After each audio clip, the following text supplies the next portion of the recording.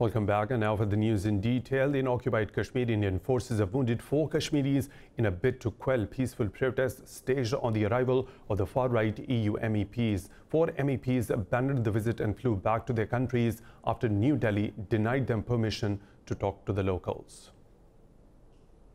MPs abandoned the visit and flew back to their countries after New Delhi denied them permission to talk to locals. Kashmiris defied curfew and held demonstrations across the valley. Occupying troops baton-charged protesters and fired tear gas at them. During this unofficial and private visit, MPs will only get to meet officials of Indian government, not the common people. Earlier, Indian opposition leader Rahul Gandhi said there is something very wrong with the trip. He said the BJP government is taking foreign MPs, not allowing Indian lawmakers to visit the valley. Indian Congress leader Shashi Tharoor called this visit an insult to Indian democracy. The ruling party's own leader Subramanian Swamy asked the government to cancel the visit, calling it immoral. Indian senior journalist Suhasini Haider said the visiting MEPs are anti-immigration and invited by a little-known Indian NGO. Human rights activist Arjun Sethi said the Modi government handpicked EU lawmakers for the visit.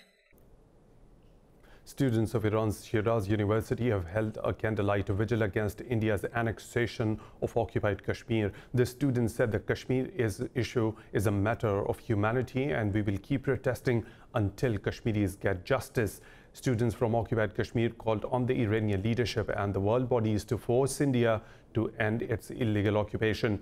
New Delhi's curfew and communications blackout has entered 86th day in the valley.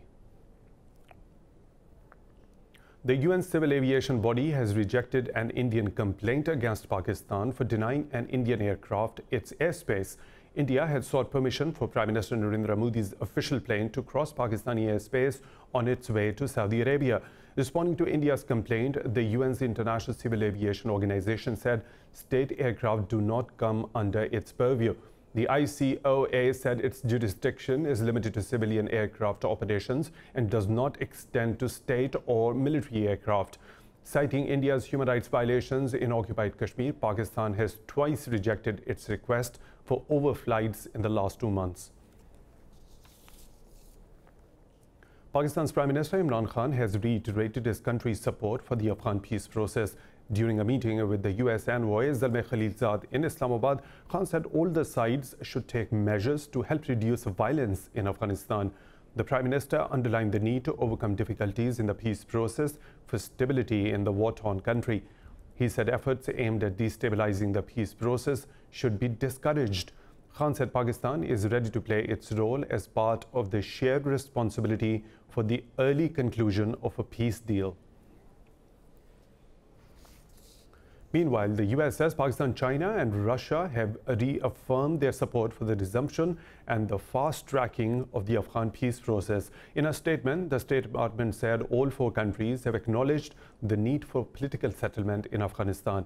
The statement was issued after US envoy Zalmay Khalilzad's recent talks with the leaders of the 4 states. They also met in Moscow last month for the 4th consultation on the Afghan peace process.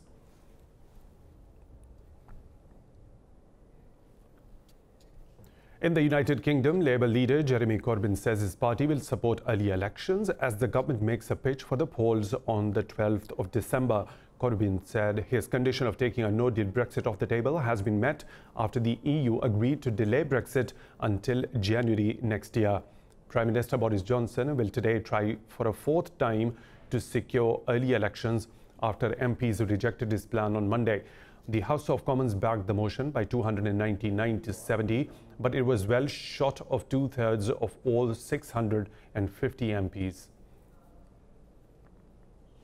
In Iraq, 17 people have been killed and over 850 wounded after security forces opened fire on protesters in Karbala. Protesters want Prime Minister Adel Abdul-Mahdi's resignation over rising poverty and unemployment, accusing him of corruption. In a statement, the Defense Ministry has condemned the incident, saying the soldiers do not represent the Iraqi army as a whole. Prime Minister Mahdi declared a curfew in Baghdad last night to quell the ongoing anti-government protests. Defying the curfew, thousands gathered at Baghdad's central Tahrir Square for the 4th straight day. 233 demonstrators have been killed this month. Medics say the majority were killed by security forces firing tear gas canisters directly at protesters' heads. U.S. Treasury Secretary Steven Mnuchin says Washington will increase economic pressure on Iran over its nuclear program. After meeting Israeli Prime Minister Benjamin Netanyahu in Jerusalem, Mnuchin said Washington's maximum pressure policy is working against Tehran. He said Washington's actions have cut off the flow of money to Iran. Tensions between Iran and the U.S. have increased since Washington's withdrawal from the 2015 nuclear deal last year. Washington imposed sanctions on Iran, accusing it of violating the deal. In retaliation, Iran scaled down compliance with the nuclear deal. A fresh report by Human Rights Watch says U.S. sanctions have crippled Iran's healthcare sector. Import sanctions by the U.S. are making key medicine and equipment inaccessible. Details in this report. Washington imposed curbs on Iran after withdrawing from the 2015 nuclear deal. The sanctions have started taking a toll on the country. Amid hyperinflation, a healthcare crisis is aggravating due to shortage of medical supplies. Human Rights Watch says U.S. sanctions have choked the country's ability to finance humanitarian imports, including medicines. The level of negative growth in Iran is due to the full impact of the second round of sanctions.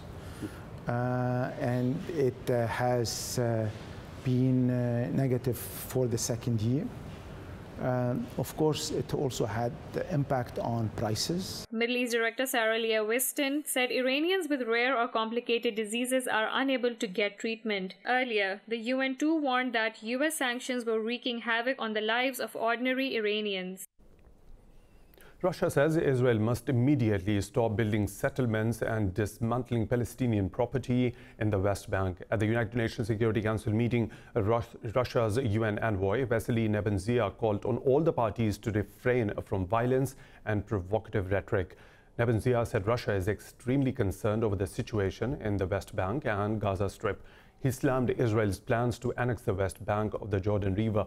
The envoy says sooner or later the situation will cause the erosion of an inadmissible virtual border between fragile stability and chaos. Nebenzia called for urgent measures to improve the situation.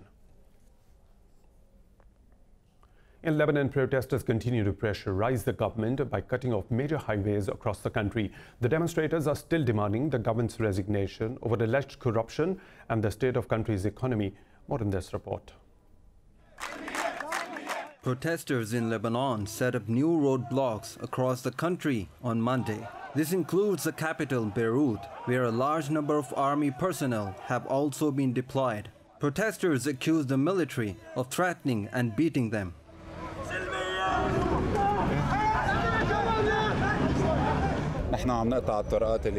The army is refusing to negotiate.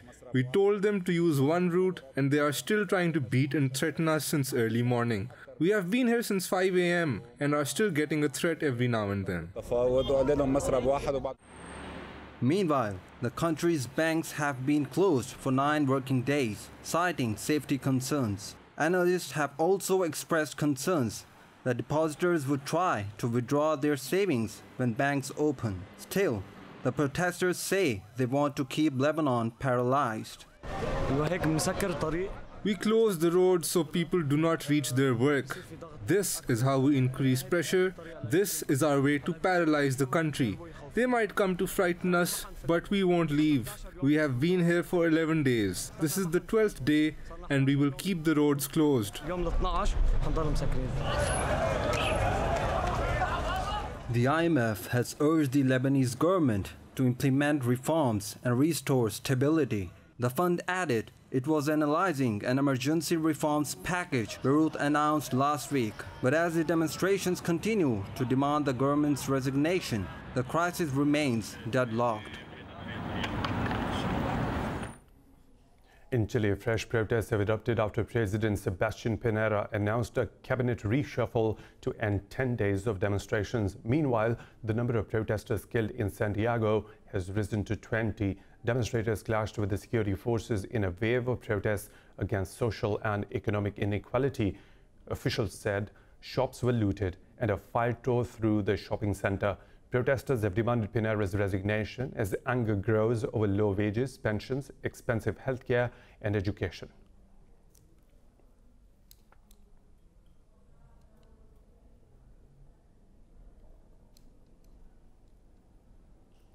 2 people have died and many others injured after a 6.6 magnitude earthquake hit the southern Philippines. Police say one victim was a 15-year-old high school student. The other was a 66-year-old man. The Philippine Institute of Seismology says the epicenter was 25 kilometers northeast of Tulunan town in Cotabato province.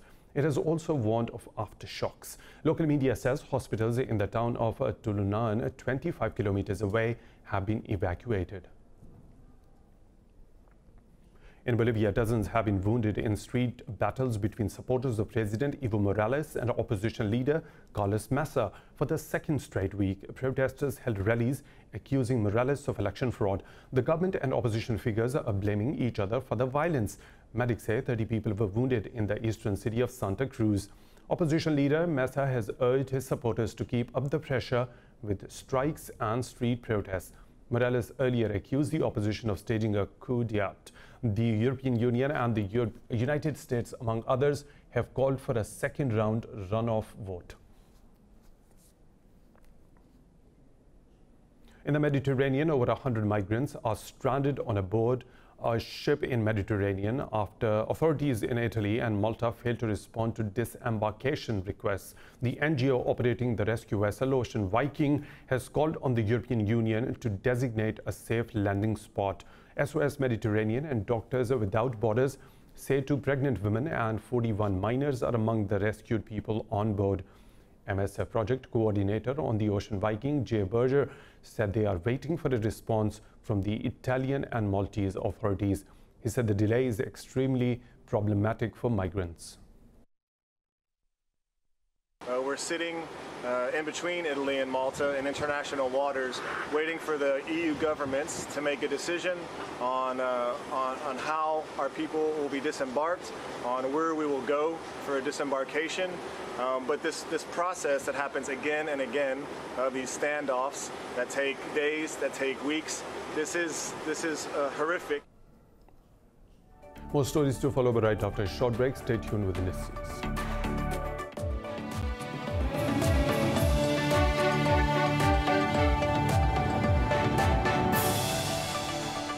With the protests underway in Lebanon, Iraq, Chile and Hong Kong, it would be safe to call 2019 the year of rage. Have you ever wondered what it's like to be on the front lines of those demonstrations, facing riot police and tear gas? A new video game from Hong Kong attempts to show us exactly that.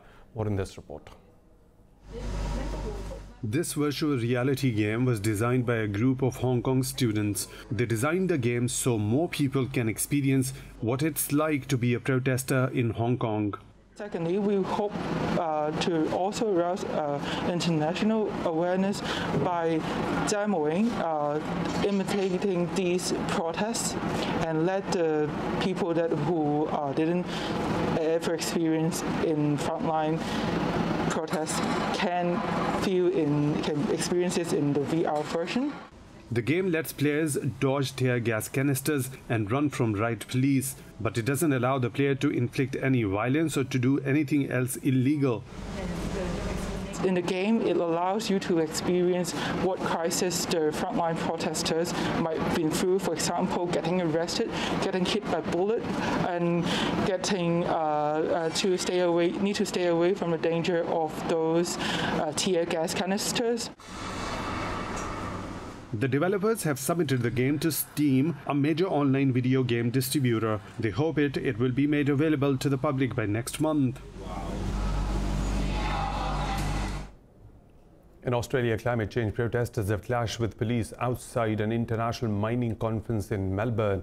Police say they arrested more than 40 protesters, accusing them of being violent. Police used pepper spray and hoses to disperse the demonstrators who blocked the Melbourne Convention and Exhibition Centre.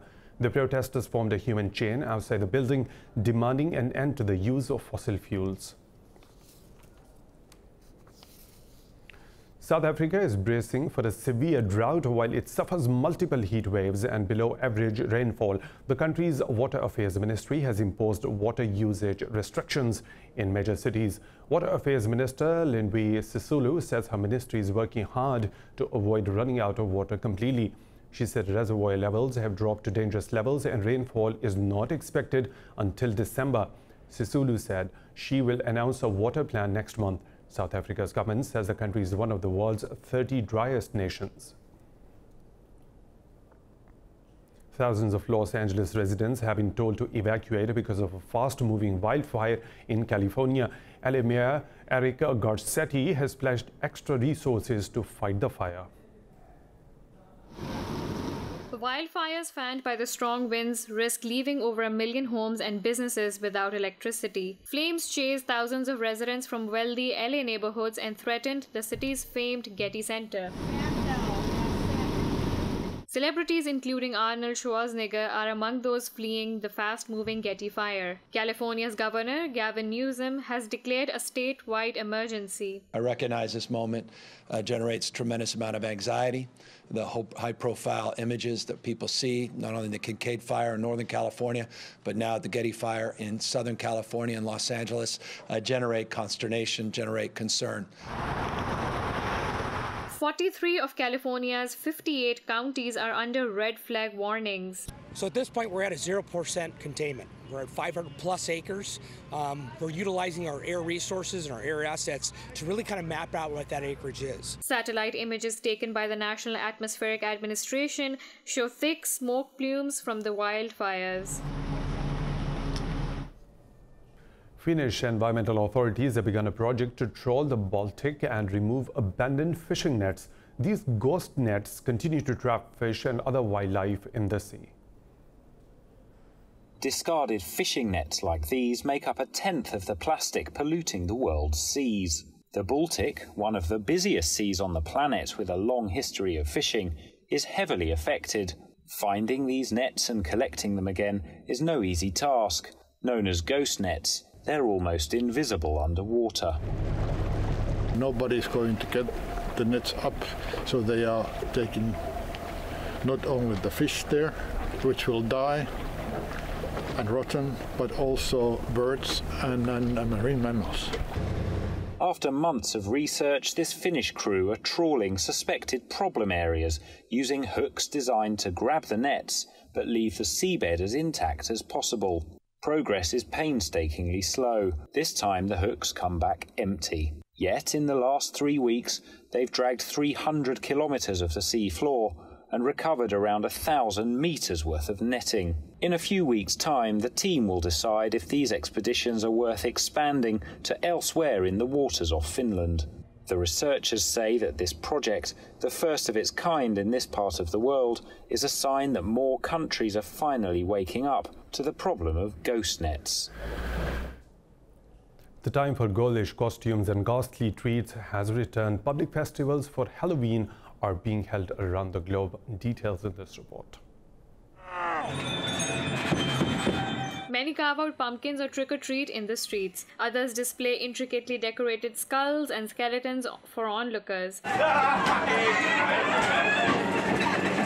The Halloween festival is being celebrated with feasts, music, and fascinating costume parades everywhere. At a Singaporean amusement park, visitors screamed as they encountered twisted clowns and dolls. So far, so good. It was really fun. I think the production value is really good. It's the first time for the Halloween night, so it's a good experience so far. In America, the White House has been decorated with scores of pumpkins, enchanted trees, and vines. President Trump and First Lady Melania welcomed little goblins, superheroes, and dinosaurs to celebrate Halloween. Local school children received candy from Donald Trump and Melania. It is a way for families to cherish memories, remember loved ones, and be grateful for life and health.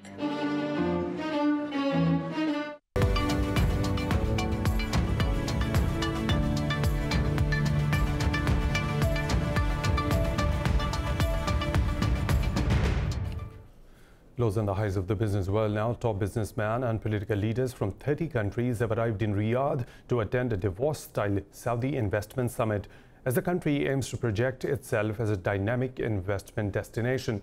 Organizers say 300 speakers will attend the Davos in the Desert conference. US officials and heads of global banks and wealth funds are also present in Riyadh. US Treasury Secretary Steven Mnuchin is leading the American delegation.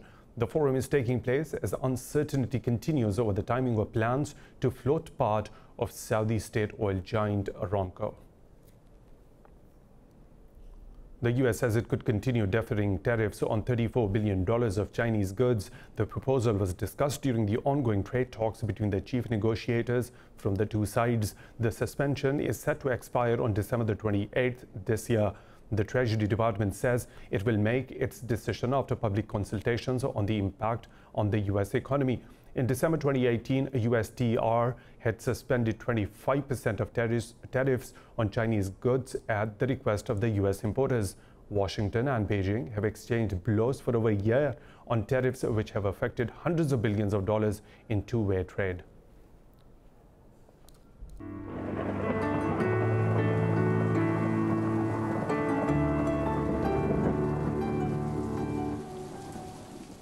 Another weather situation from around the globe.